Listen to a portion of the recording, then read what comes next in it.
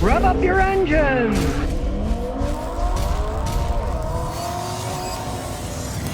We got a used Camry, 190,000 miles. 2 years ago for 11, and you can see, plastic, that's not alloy, that's a wheel cover. They're steel wheels, they can last forever. Yeah, it is made in Kentucky, but I had a Camry wagon made in Kentucky. It had no problems at all. It's got the 4-cylinder engine in it. It's a 2010. This is not the engine that burns oil. It was the older ones, the 2007s. Now, he did own a previous one, and he said, when it got to 350,000 miles, it started burning oil like crazy.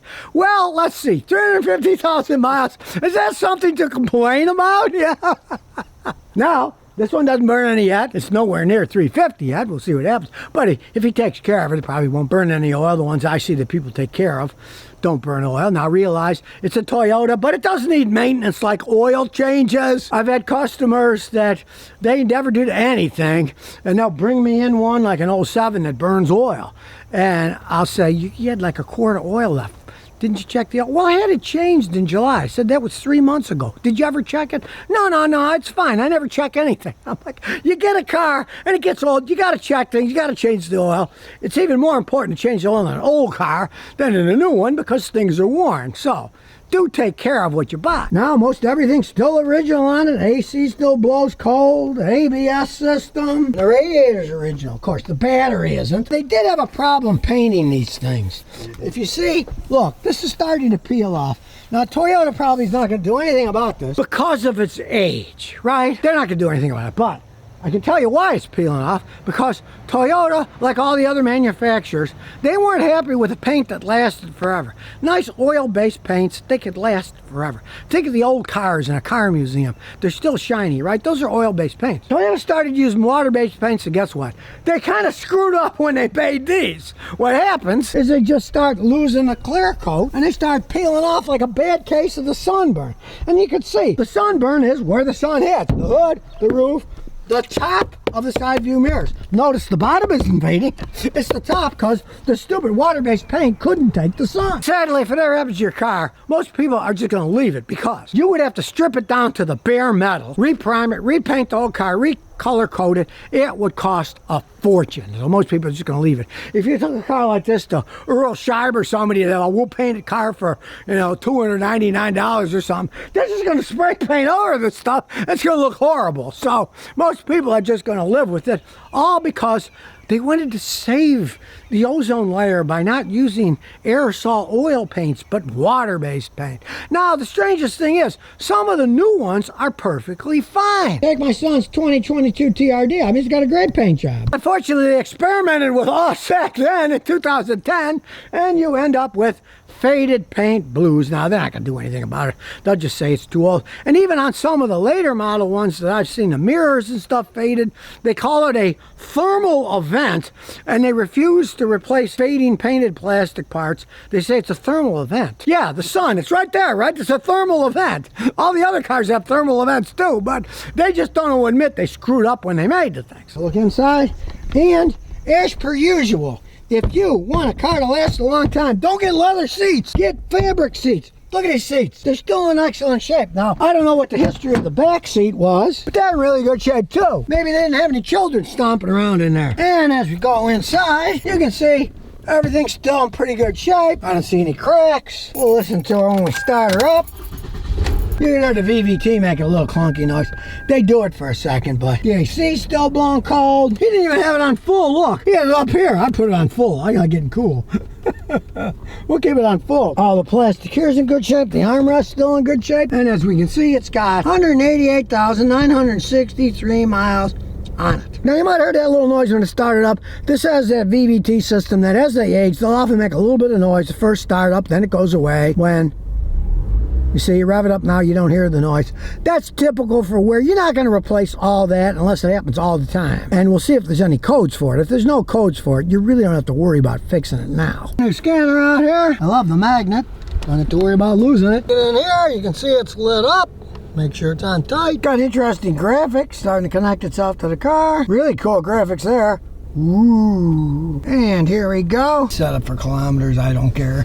I could change it to miles if I want, but I'm too lazy. We'll do a health report. It'll check through a bunch of stuff. Got 2 codes there. Cruise control has codes. ABS has codes. It's got 15 things it's found. So the ECM says the brake switch correlation isn't right. Somebody might have worked on it not correlated.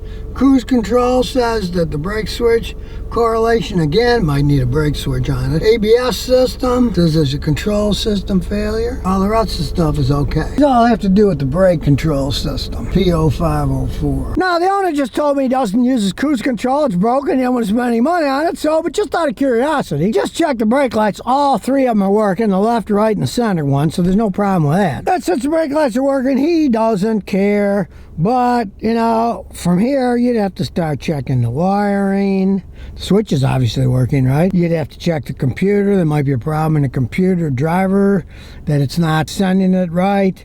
So, I mean, who cares? The car works, drives. He doesn't use the cruise control.